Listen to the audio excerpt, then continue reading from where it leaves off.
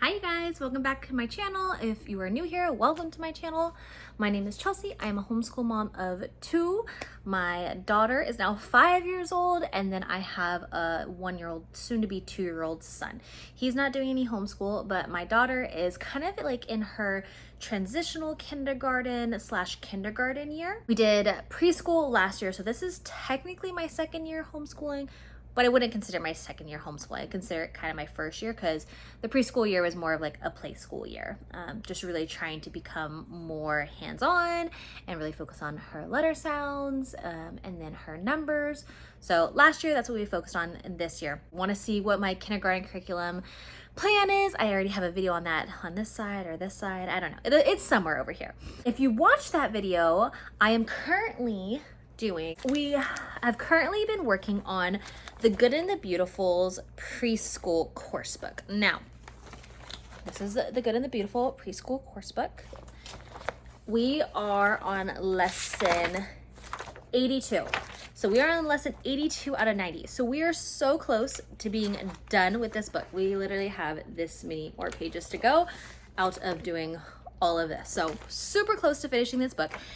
And the closer we get to finishing the Good and the Beautiful preschool, the closer I'm like, okay, what's next? What's next? And if you saw my previous video, I was talking about like, I don't know what's next. I can't find the perfect program for me.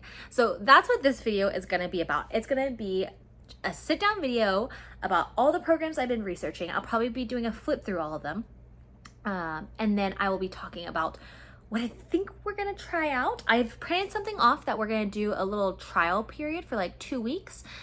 I really am hopeful. I think it's gonna work. So if you're interested in that and how I'm planning to teach my daughter, who is 5 years old, her kindergarten year, how to learn how to read, stick around. I have a few programs here that we're gonna talk about and do a flip through. So I wanted to show you just a little like heads up of what you're gonna be seeing. So the first book I'll do a flip through and talk about the pros and the cons is Foundational Phonics, Letter Mastery, Book 1. After that, I will talk about Teach Your Child to Read in 100 Easy Lessons, pros and cons, and why we will not be using this one as well. After that, we'll talk about, oh, I had flashcards. We'll talk about the Good and the Beautiful and this program. This is the kindergarten prep, but I feel like the level K, I don't have it printed or I never ordered it. But it's pretty similar and I can talk easily about it while still showing you this. Why we will not be moving forward with the Good and the Beautiful. And lastly, I think we're gonna go with All About Reading, but I'm gonna change it up. So we will be doing a flip through of the All About Reading and I will talk about what I'm gonna be doing differently with this program to make it work for me as a teacher and my family. So if that interests you and you wanna see how I'm incorporating all of this moving forward, stick around. I've never recorded from this overhead view, so hopefully this looks okay and it works out. First book I wanted to talk about was Foundational Phonics, Letter Mastery, Book 1. How it starts off. It starts off talking about letter mastery. So letter mastery, of course, it's the title of the book. Do a little flip through. So the table of contents. It talks about all this stuff before you begin this book about tongue, so ear training, tongue training, eye training. I did a lot of this with a website called Under the Home. So if you don't know what that is, I will link Under the Home below as well. So we started off with ear training, tongue training, and eye training in the very beginning last year with some Under the Home drills. So when I saw that this book incorporated that, it really interested me. So then it talks about how to use this book and the lesson plans. It does have handwriting instruction as well. So chapter 1, I love how simple it is. It's not an overload of information on each page. It's really easy on the eyes, quick to look at, and easy to see, which I enjoyed about this program. It shows this is the letter and how their mouth should look when they're saying it. Mouth gymnastics, Miss Muffet makes marvelous mango muffins. It shows it in sign language. And then it talks about incorporating the letter say the letter As you can see, we did just these 2 pages. So It's talking about reading a story with the letter Here's some story ideas. Draw a picture from the story. And then how many can you find?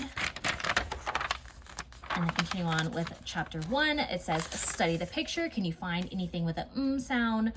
Again, then we're doing handwriting. I did start using how this book teaches handwriting as a way to teach my daughter verbally in terms of upstairs, downstairs, basement. And I teach her that this is the staircase. So we say the middle of the line is the staircase. And I talk about like, oh, don't go above the staircase, aka don't go upstairs and downstairs. So I already utilized something from this book that it taught me. And that was it. And then mainly I stop with this because we also use Explode the Code. And in terms of letter mastery, Explode the Code already does a lot of stuff like this. Like, here's a goat, G, and then tap all the Gs. Look at the letter in the box and then do the ones that match it. I use a dot marker so that way her handwriting doesn't get fatigued. She didn't like doing these, so we skipped them. It has handwriting, and this is where I would incorporate the upstairs, downstairs, and the staircase, and then say the sound of each letter. So this is very similar to what this is trying to incorporate, but we already know that we like Explode the Code, so I didn't want to change that. And then my daughter's also not a big fan of drawing, so I was like, we're not going to be doing the drawing picture sound. What is it? And then it has a story, and then again, name the picture, draw a line to match the beginning sound, and then chapter 2, you work on A, And then I think it wasn't until chapter 3 that it started introducing words. So it introduces words in a format that I like with the line, how you do the phonics, phonetic sound, and then combine them, trace the word, and then write the word, and then build the word. I like that. And then can you build words with your flashcards? This wasn't hands-on enough or directed for me. I didn't enjoy this. So like, as you can tell, there's sections of this that I enjoy, but already I was like, I know we're not gonna do this. I know we're not gonna do that. And so this was when I was like, all right, sorry, foundational phonics, you're out. It was just too much, not going for it. After that, I brought in Teach Your Child to Read in 100 Easy Lessons. I was like, okay, foundational phonics isn't for us. Let's check this out. And all of these, you guys, I did look at samples online. I did scroll around. I was like, this could work. So, because obviously I spent money and I bought all of these, which is really disappointing. I'm probably just going to resell them or give them to some other homeschool friends. So next, I got Teach Your Child to Read 100 Easy Lessons. Now, this one, I open it and it's so busy. I look at this and this is so overbearing to me and so busy, and I can't, my eyes just jump around so much. So this is the first lesson, and it's telling you about like touch the ball and then go, I already do a lot of this, and say it faster and then say the sounds. But again, when I look at this, I just get so overwhelmed with how many words are on a page. I'm not really going to be doing the full flip through of each book today because it would just take me too long. But that's the main thing about this program is it's just so many words. And then let's say when it does start getting to reading, like see me read, even this for my daughter, I think is really like, there's dots, there's lines, like I get why they're there, but for a student, it's really a lot. And then I know towards the end, okay, so like on this page, for example, like the letters, they all are start to be different sizes, different fonts. I understand, I read about like why, I just don't like it for my learner. Like silent E is like little because it's a silent E. A is by itself. The, because it has the line over it because it's saying its own name. I like it. It's just too busy, and it has like all the dots so that way they're now enunciating each phonic phonetically. It just looks like too much on each page, and then the font is like the big letters, the small letters, the marks, the dots, the lines. It's just too busy for my eyes, and I know if it's too busy for me as a teacher, I'm not going to be able to teach this program efficiently or correctly to my daughter. So that was an out. after that, I was like, well, The Good and the Beautiful's working out for preschool, and I wanted so bad to make The Good and the Beautiful work. I did. I still kind of do, but I know it just won't. So The Good and the Beautiful preschool prep, or yeah, kindergarten prep. Let me just jump to, let's see. So it starts off talking about vowels, and then matching the first letter of the sound. Again, this is very similar to what we do in preschool book, as well as I think Explode the Code that we like. It's very hands-on, engaging, coloring. But like, why are all these people, like again, with the busy work of Good and the Beautiful, they're showing all of these people to match the uppercase and the lowercase letter. It could have simply been add a string to the kite to match it to its lowercase letter, but all of these people down here is just making it look busy and distracting. It talks about rhyming words. The problem with The Good and the Beautiful, maybe, is I like to teach in a format of rhyming words. But they talk about rhyming in here, right? So they do. I like to teach in a format of rhyming words, so which would be vowel consonant and then building consonants on top of it. So like, let's say we start off with the VC combo of at. And then we're gonna take consonants and put it in front. So we're gonna do cat, hat, bat, mat. All of them rhyme.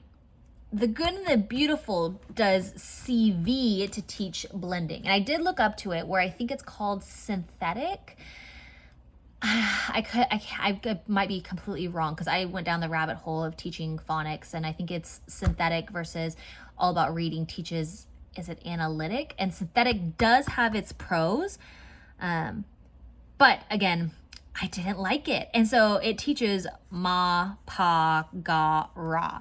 And your nu, pu, su, ku. I would rather teach like at, am, and then it talks about like what's the beginning sound, matching the letters. Here's at, am, add, but most of it, if you look at their booster books, are all CV based, and it just didn't have enough cohesiveness for me to enjoy. I love the booster book idea of how it's just everything you need on a page, what have you. I don't think they are reading some sentences here. That's really surprising. I'm just jumping around, but this is the Good and the Beautiful preschool book. Again, I don't like the format of teaching CV words before VC, and the amount of just distractions and busy work, and I just want it phonics. And The Good and the Beautiful incorporates a lot of other stuff into their programs that is not completely phonics based, and that is what I'm looking for when I'm teaching reading. So this was an out. All About Reading.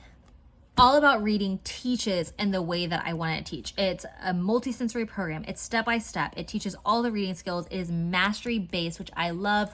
The mastery-based idea. The Good and the Beautiful is very spiral. Those are my top two. Now, this teacher's manual is very thick, right?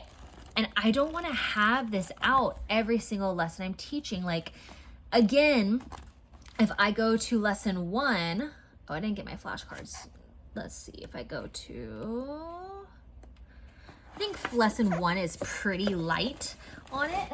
But if I am teaching lesson 1, I need to have, if I'm teaching the way that they want, I have to have all the flashcards. Mind you, I have to organize all of these and then find the flashcards that they're talking about. So organize it first into the reading box and then find the flashcards that they're talking about. It's a lot. So my head was already like, oof, that's a lot to, like, not even that, but like flashcards work, you know?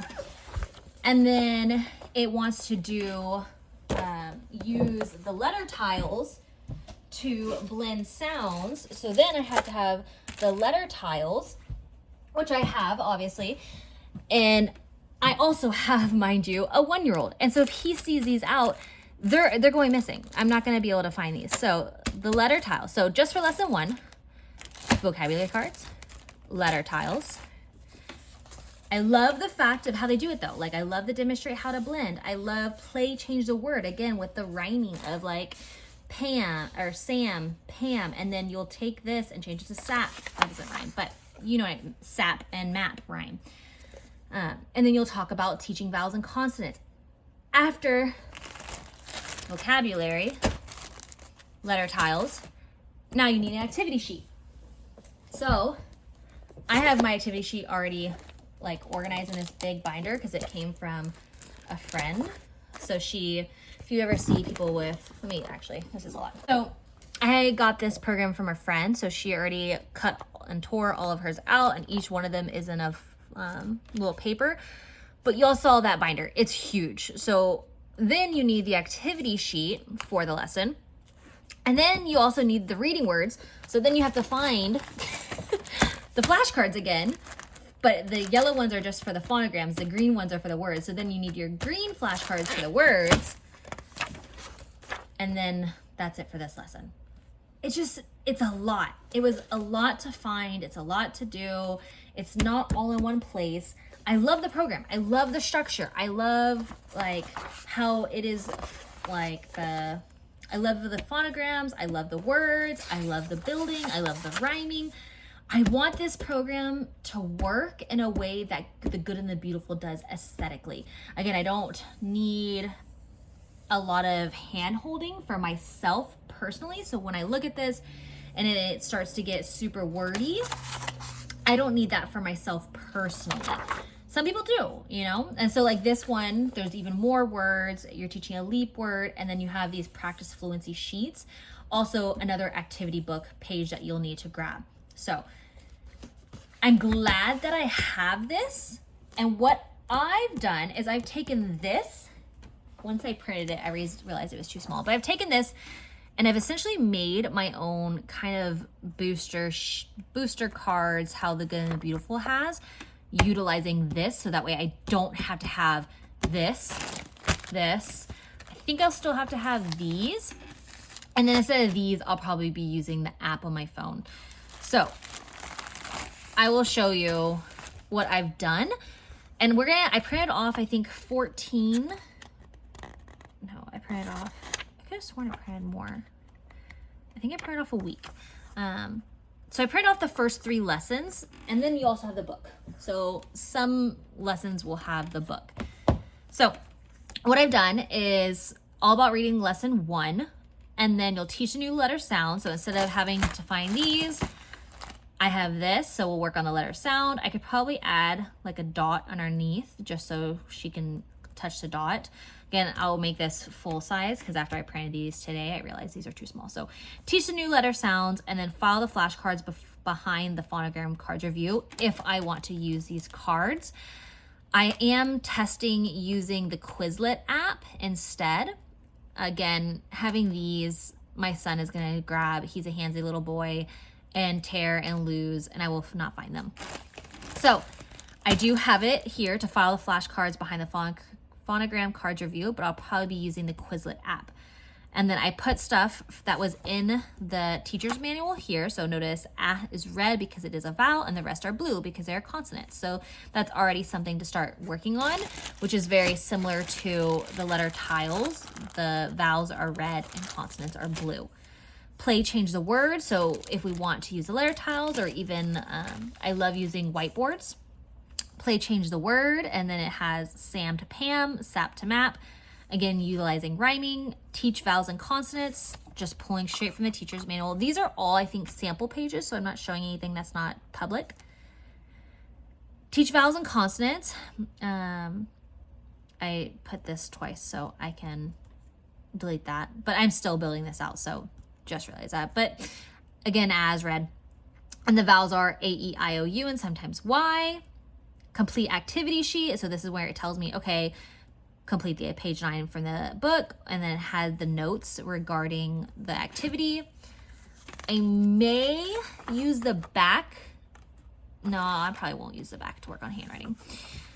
After that, this is still lesson 1. So I feel like this could take us a day, because in All About Reading, I think it's suggested to do no more than 20 minutes per lesson. So I think this could take us 20 minutes. If it doesn't, cool. and then lesson 1.2. I'm the kind of person, if I see lesson 1, I want to do all of lesson 1. But if I have it organized on a page for me, I'm a little bit better about realizing, like, okay, this is day 1, this is day 2. If we have time, we can do 2. If she's feeling good, that's just how my brain personally works. And then practice words, option, use the letter tiles or the app again. So these were the practicing the words, and then maybe I add a dot underneath, like I said, so that way we can go work on the word, Sam. I kind of want maybe a bigger gap between the word and the underline. I don't know, we'll see. So option, use letter tiles for this, app for this, or even just the book, with my little booster book here. File the flashcards behind. So these are the word cards. So I will add these to our either Quizlet, or I will use the flashcards to be determined on whatever works best for my learner. And then mention how names such as Sam start with uppercase. So we're already starting to introduce why names are uppercase. And then I'll just kind of flip through the remainder so you guys can get an idea. Teaching letter sounds, again, play change the word. Complete activity sheet. This is a new one. It's leap word. And I put like a little cute rainbow frog, and I put meet rainbow. They'll be our helper frog for these leap words. So then I added that. Lesson 2 has a lot longer list of reading words. Again, still on lesson 2. Practice fluency, so reading across the top, just like you would read a book, new words, phrases, and then sentences. And then point to a sentence that ends with a period and explain the difference between a period and an exclamation point. And then lesson 3 is when we read the book. So we'll complete the activity sheet, we'll review the words that were previously taught, and then we'll read the book. I also have, before starting lesson review, phonogram cards and words cards. So before every lesson, at the beginning of the lesson, so 3.1, I don't have it here because it's not like the beginning of the lesson 2, but I might do it like every time we're starting a new day, review the cards. I just don't know how long. I'm thinking each lesson will take 1 page, like a page a day is my goal. Maybe more, maybe less, I don't know. But yeah, that's what I'm thinking will work out better. Essentially, I'm taking what I like in the good and the beautiful, just the simplicity of the booster cards, and then taking all about reading and turning it into what I like.